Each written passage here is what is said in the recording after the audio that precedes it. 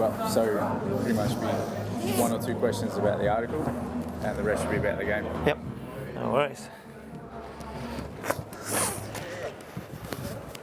G'day, mate. Dermott, how you going? Good, how are you? So what I'll do, I'll ask you a couple of, I'll say first up something like, so do you have the blinkers? Then I'll say throw in something else. You answer as cheeky or as positive as you no want. worries.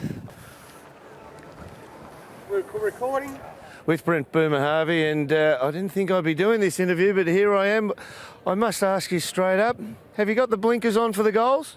Oh, mate, if I get the ball inside 50, Dermy, my coach's instructions are to kick the goal. So I probably will have the blinkers on unless there's somebody in a better spot, of course. How far off the mark am I saying about your best and your worst as a team is too far apart, poles apart? No, I think you're spot on. If we look at 2014 and isolate that, our good is very good, like you just said, but our poor has been fairly poor this year, and not only week to week, but certainly within quarters as well. So I think the Brisbane game really cost us 25 minutes of footy that they played. I think they kicked 5 or 6 goals, and that was enough to get them over the line. So a little bit disappointing there, but we're doing everything we can to rectify that for sure. A lot of players say they don't read the papers. Do you read them? I do read the papers. To be honest, I didn't read your article last week. It was on a Friday leading into a Friday night game, so I didn't read it, but I do read most articles.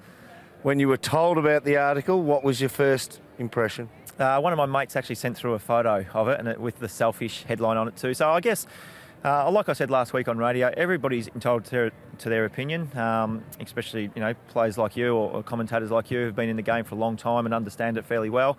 The selfish thing probably didn't sit well with me. That's the biggest thing. You could call me whatever you want. Probably selfish is not one of them, only because I really think I'm not.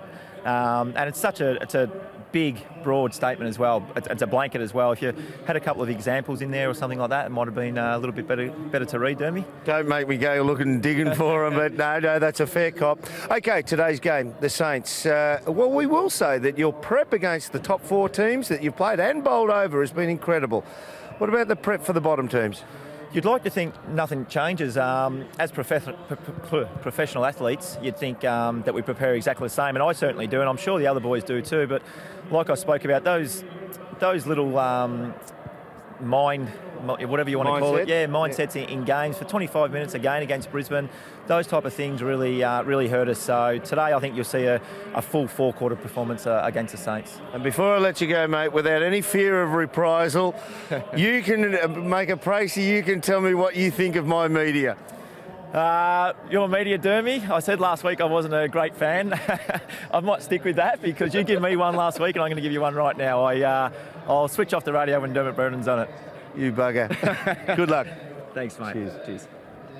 Yep. So I think you're an incredibly good player. Yep. And if I was your teammate, I would say I'd prefer you to give them. Yep. But that's if you're under stress, that's it. That's just the way I do it. Yep. No, it's mate, you're a bloody great, star and a champ. No worries, Dermy. See you, pal.